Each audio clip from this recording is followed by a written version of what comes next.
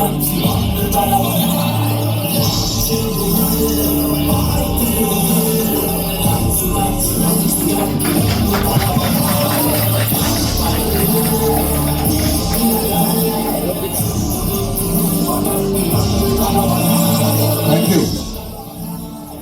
you so much, Kashinath, about the Rekha Chitra posters.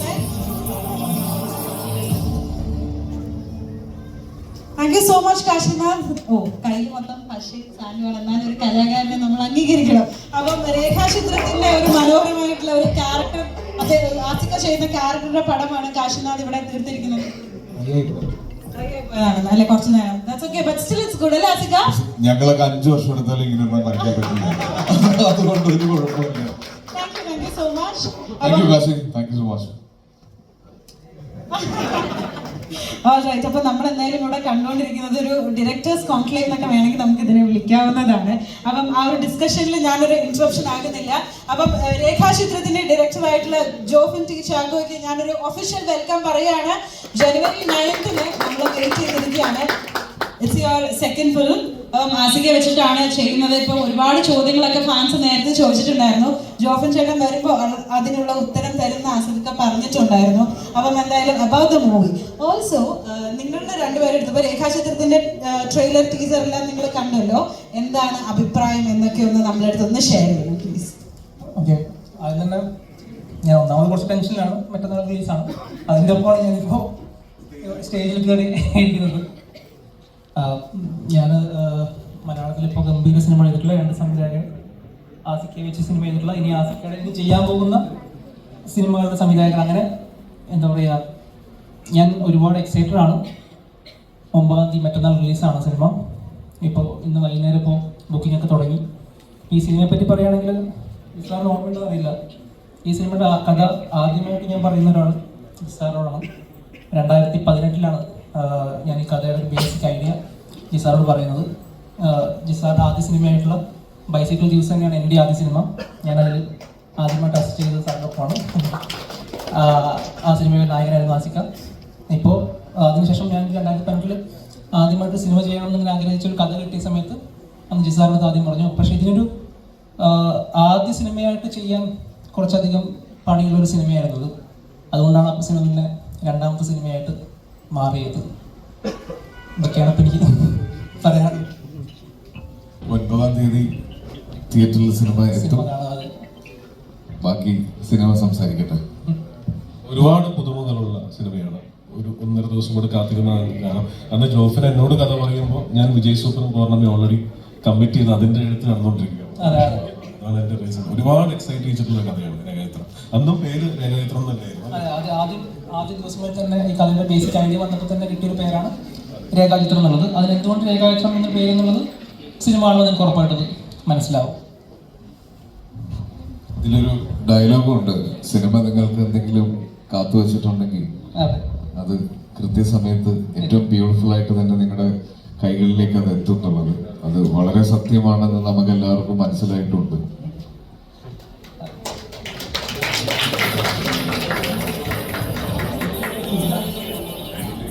ആസികയുടെ കണ്ണിന്റെ ആ ഒരു യുനോ ആസ് എൻ ആർട്ടിസ്റ്റ് അതിനെ use ചെയ്ത് നമ്മൾ കണ്ടിട്ടുള്ളത്. പിന്നീട് നമ്മളത് റോഷാക്കിൽ കണ്ടു. അപ്പം എവിടെ നിന്നായിരുന്നു ജീത്തു സാറിന് ആ ഒരു ഐഡിയ വന്നത്? Okay, like I can use ആസിഫിന്റെ കണ്ണ് ഇൻ ദിസ് പെർട്ടിക്കുലർ വേ എന്നുള്ള രീതിയിൽ ഐഡിയ വന്നപ്പോഴാണെന്ന് ചോദിച്ചാൽ എനിക്ക് അങ്ങനെ പറയാറിയാമല്ലോ. നമ്മളിപ്പോൾ അതിനകത്തൊരു ക്യാരക്ടറൈസേഷൻ ഉണ്ടല്ലോ. ആ ക്യാരക്ടർ ഒരു പോലീസുകാരൻ, ഭയങ്കര ഇന്റലിജന്റ് ആണ്, ഭയങ്കര സിൻസിയറാണ്. പക്ഷെ എവിടെയെങ്കിലും അയാളെ കൊണ്ട് പ്രൊവോക്ക് ചെയ്യോ മത്സരബുദ്ധിയോടെ പിന്നെ ഒരു വൈരാഗ്യബുദ്ധിയോടുകൂടി പെരുമാറുന്ന ഒരു ക്യാരക്ടറാണ്. അപ്പോൾ അതെപ്പോഴും എനിക്ക് തോന്നുന്നത് കൂടുതലും ഒരാളുടെ ഇമോഷൻസ് ഫസ്റ്റ് ഒരു പക്ഷെ കിട്ടുന്നത് കണ്ണുകളിലായിരിക്കും. അതൊരു പക്ഷെ ഞാൻ പറഞ്ഞു കൊടുത്തിട്ടൊന്നുമില്ല. ആസ് ആൻ ആക്ടർ അത് ആസിഫിന് നന്നായിട്ട് അറിയാമായിരുന്നു. ആസിഫ് അത് നന്നായിട്ട് പെർഫോം ചെയ്തു. ഞങ്ങളത് യൂട്ടിലൈസ് ചെയ്തു. അതാണ് എൻ്റെ ജോലി. പിന്നെ നമ്മൾ പല കാര്യങ്ങളും നമ്മളൊരു ക്യാരക്ടറൈസേഷനെ കുറിച്ച് ഡിസ്കസ് ചെയ്യും. പക്ഷെ ആ കണ്ണുകൾ സത്യസന്ധമായിട്ട് പറഞ്ഞാൽ ആ കണ്ണുകൾ അങ്ങനെ എടുത്ത് യൂസ് ചെയ്യുക അങ്ങനെയുള്ള ഇതൊന്നുമില്ല. ആസ് എ ഹോൾ കണ്ണുകൊണ്ട് എന്ത് മാജിക് ആണ് കാണിക്കാൻ പോകുന്നത് എല്ലാവരും ചോദിക്കുന്നത്. അല്ല, ഞാൻ പറഞ്ഞറിയാം, നമ്മളത് എന്തെങ്കിലുമൊക്കെ ചെയ്തോളൂ, മാജിക്കായിട്ട് സംഭവിച്ചോളൂ. അതൊരു ഇൻബോൺ ആണ്, അത് തന്നെ വന്നോളൂ. നമ്മളത് ചെയ്യാൻ പ്ലാൻ ചെയ്തിറങ്ങിയാൽ അത് ബേസിക് ആയിട്ട് എനിക്ക് തോന്നുന്നു ആസിഫ് ഒരു നല്ല ആക്ടറിനെ സംബന്ധിച്ച് അപ്പം ആസിഫ് അടക്കമുള്ളവർ നിങ്ങൾക്കൊരു ക്യാരക്ടറൈസേഷൻ കിട്ടി നിങ്ങൾക്ക് വരുമ്പോൾ നിങ്ങൾ ഓട്ടോമാറ്റിക്കലി പതുക്കതിലേക്ക് കയറും. അത് കയറുമ്പോൾ അത് സംഭവിക്കും. അതങ്ങനെയാണത്. പിന്നെ ജോസിനെ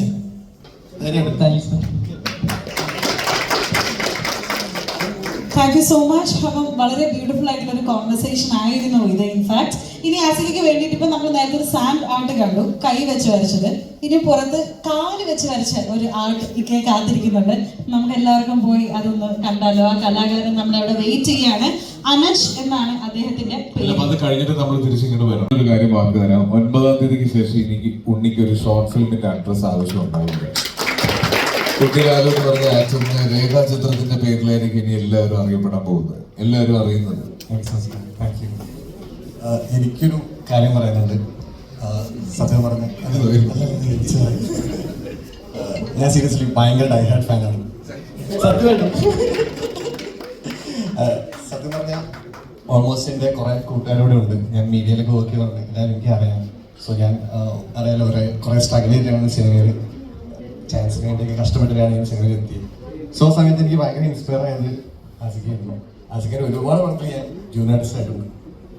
അതായത് ഐ തിങ്ക് സെവൻസ് എന്നൊരു പടമുണ്ട് കോഴിക്കോട് ഷൂട്ട് ചെയ്തത്.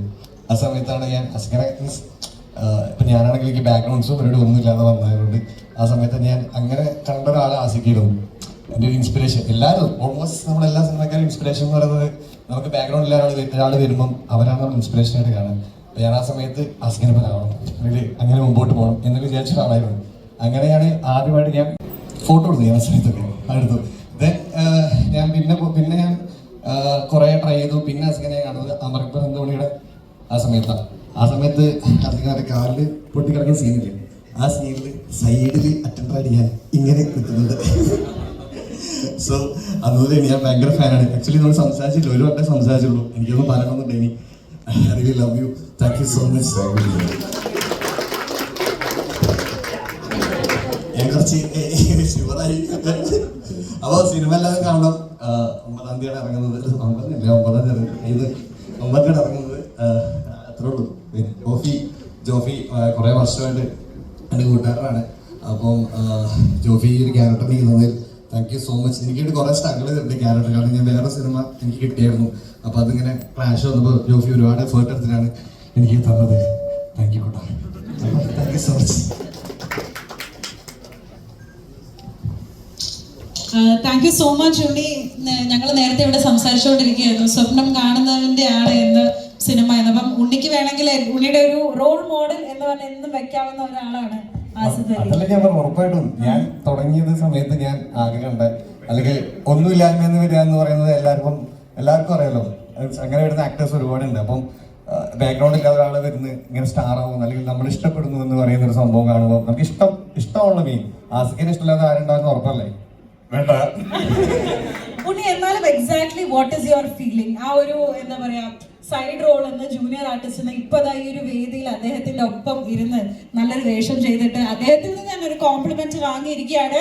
ഉണ്ണി ലാലോട് ആദ്യം ഒരു കൈഡി കൊടുക്കാം, എന്നിട്ട് ഉണ്ണി ലാലോട് ഉത്തരം നോക്കി കേൾക്കാം.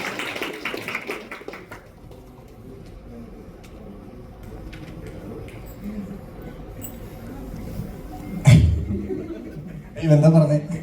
എനിക്കറിയാം Cloud9 ഫീലിംഗ് ആണെന്ന്, പക്ഷെ എന്നാലും ഇപ്പൊ അദ്ദേഹത്തിന്റെ ഒപ്പം ഈ ഒരു സ്റ്റേജ് ഷെയർ ചെയ്യുമ്പോൾ ആ ജൂനിയർ ആർട്ടിസ്റ്റ് എന്നുള്ളൊരു ഗ്രോത്ത് ആണ് നമ്മൾ ആലോചിച്ചത്. ഒരുപാട് പേർക്ക് നിങ്ങളൊരു മോട്ടിവേഷൻ ആവാം.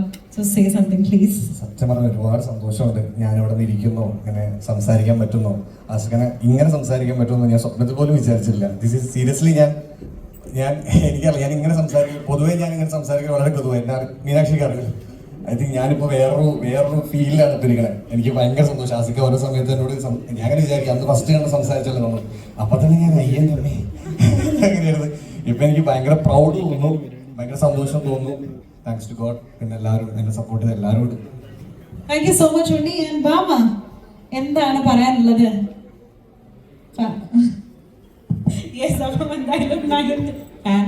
ഒന്നും പറയരുത് കേട്ടോ, സിനിമയെ പറ്റി തന്നെ പറയണം. അപ്പൊ സിനിമയെ പറ്റി തന്നെ ചോദിക്കാം.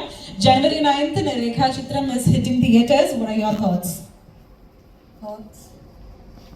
ആദ്യം എല്ലാവർക്കും ഒരു ഹായ് പറയാം. ഹലോ, എല്ലാവർക്കും നമസ്കാരം. എനിക്ക് ഇത്രയും സംസാരിച്ചൊട്ടും പരിചയമില്ല. ഈ 4 പേര് കൂടി എനിക്ക് നല്ല ടെൻഷൻ വരും. അപ്പം ഞാൻ അതിങ്ങനെ ഇവിടെ ആലോചിച്ചിരിക്കുന്നത് എന്താ പറയേണ്ടതെന്നുള്ളത്. ജാനുവരി 9 രേഖാചിത്രം റിലീസാവാണ്, നിങ്ങൾക്ക് എല്ലാവർക്കും അറിയാം. അപ്പം ഇതിൽ എൻ്റെ ക്യാരക്ടർ ഞാൻ ആസിഫിൻ്റെ പേരായിട്ടാണ് ചെയ്തേക്കുന്നത്. ഒരു ജേർണലിസ്റ്റ് ആയിട്ടാണ് ഞാനിതിനകത്ത് ക്യാരക്ടർ പ്ലേ ചെയ്തിരിക്കുന്നത്. ബാക്കിയുള്ള ഡീറ്റെയിൽസ് പറഞ്ഞാൽ സിനിമയുടെ കഥ മൊത്തം പറഞ്ഞു. ജോഫിന് അപ്പുറത്തുനിന്ന് സൈഡ് നോക്കുന്നുണ്ട്. അതുകൊണ്ട് എല്ലാവരും തിയേറ്ററിൽ പോയി തന്നെ സിനിമ കാണുക, സപ്പോർട്ട് ചെയ്യും. നിങ്ങൾ സപ്പോർട്ട് ചെയ്യുന്നതാണ്. Thank you. ഇനി അടുത്തത് എന്താണ് പരിപാടി? പ്ലീസ്. ഈ ദിവസം ഇവിടെ എങ്ങനെ അറിഞ്ഞു എന്നായിരുന്നു ഇക്ക ഇപ്പോ ആലോചിക്കുന്നത്. ആ ഒരു സൂപ്പർ ഡയറക്ടറുടെ പേര് എന്താണ് സംഭവം എന്ന് നമ്മളല്ലാതെ ആദ്യം അറിയേണ്ടത് ആസിഫ് അലിയുടെ ഒരു ഫാൻസ് അസോസിയേഷൻ എന്ന രീതിയിൽ അല്ലേ ഗൈസ്? അപ്പൊ ഒരു ബിഗ് ന്യൂസ് ഇക്ക ഇവിടെ പറയണ്ടേ? പ്ലീസ്. ചാക്കോച്ചനായിട്ടൊരു സിനിമ പ്ലാൻ ചെയ്തുകൊണ്ടിരിക്കുന്നുണ്ട്. അത് പക്ഷെ അതിന്റെ ഒരു ഒഫീഷ്യൽ അനൗൺസ്മെന്റ് വരുന്നത് തന്നെയാണ് അതിന്റെ ഒരു രസം. അല്ല, അത് ചാക്കോച്ചന്റെ കൂടെ പെർമിഷൻ ഇല്ലാതെ ഞാനത് പറയുന്നത് ഒരു മര്യാദയായിരിക്കില്ല. അതിന്റെ സംവിധായകൻ അതിന്റെ ഫൈനൽ എല്ലാ ഡേറ്റ്സ് എല്ലാം സോർട്ട് ചെയ്തുകൊണ്ടിരിക്കുകയാണ്. ഉടനെ സംഭവിക്കും. ഒരു വലിയ സിനിമയാണ്. ഒത്തിരി എക്സൈറ്റ്മെന്റ്. ഞാൻ കുറെ നാള് ഒരു സമയത്ത് ചാക്കോച്ചന്റെ കൂടെ തന്നെയായിരുന്നു എന്റെ യാത്ര. ഈ 7 ചെയ്യുന്ന സമയത്തും ട്രാഫിക് ചെയ്യുന്ന സമയത്തും ഒക്കെ ഉണ്ണി ഈ പറഞ്ഞ ഫീൽഡില് ഞാനായിരുന്നു ഉണ്ടായിരുന്നത്. ചാക്കോച്ചന്റെ ഇടക്കിടക്ക് ഇങ്ങനെ നോക്കിക്കൊണ്ടിരിക്കുകയായിരുന്നു.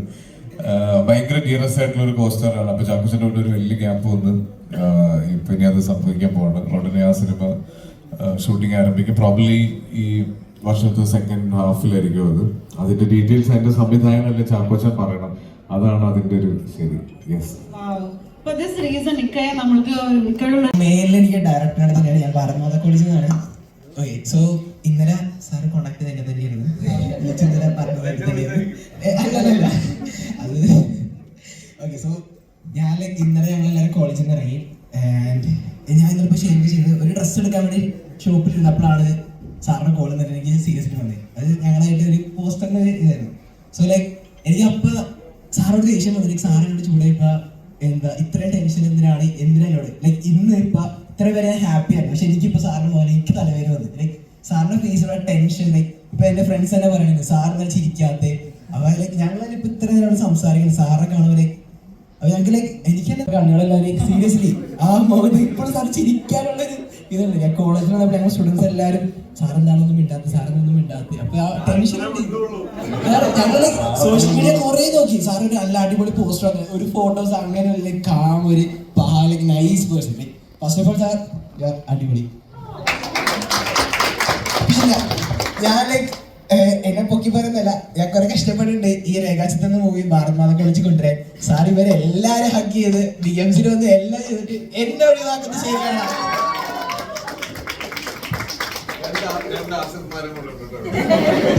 Thank you so much Asif. ഇനി ആസിഫിന്റെ കൂട്ടുകാരന് കൂടിയിട്ട് ഒരു ചോദ്യം ചോദിക്കും. എനിക്ക് ആസിഫിനെ ഹഗ് ചെയ്യണമെന്നുണ്ട്. അതിനു വേണ്ടിയാണ് സത്യം പറഞ്ഞത്.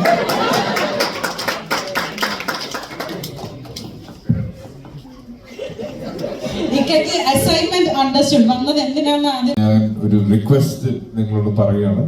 മറ്റന്നാൾ ഈ സിനിമ തിയേറ്ററിൽ റിലീസാവും. ഞങ്ങൾ ഇത്രയും നാളും ഇതിന്റെ ഇന്റർവ്യൂസിനും ഇന്ററാക്ഷൻസിന്റെ എല്ലാ സമയത്ത് ഇതിന്റെ കുറെ കാര്യങ്ങളൊക്കെ ഹൈഡ് ചെയ്യാൻ ശ്രമിച്ചിട്ടുണ്ട്. കുറെ കാര്യങ്ങളെ പറ്റി നിങ്ങൾക്ക് ഏകദേശം ധാരണയുണ്ട്. അപ്പൊ അതിനൊക്കെ ഒരു ക്ലാരിറ്റി ഈ 9-ാം തീയതി മുതൽ കിട്ടും. ഫസ്റ്റ് ഷോ മുതൽ കിട്ടും.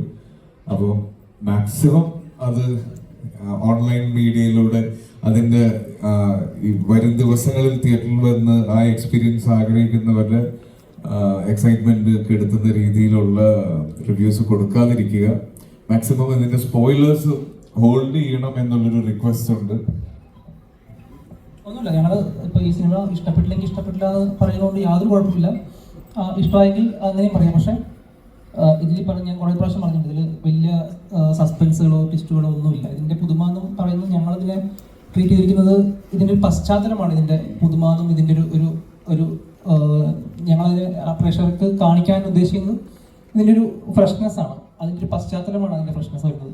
അപ്പം അത് പറയാതിരുന്നു കഴിഞ്ഞാൽ റിവ്യൂ പറയുന്ന സമയത്ത് നിങ്ങൾക്ക് നെഗറ്റീവോ പോസിറ്റീവോ എന്തുവേണമെങ്കിൽ പറയാം. പക്ഷെ ആ ഒരു കാര്യം ഒന്ന് പറയാതിരുന്നാൽ നല്ലതായിരുന്നു എന്നൊരു ആഗ്രഹം. പിന്നെ അവസാനിപ്പിക്കുന്നതിന് മുന്നേ ഈ സിനിമ സംഭവിക്കാൻ കാരണമായ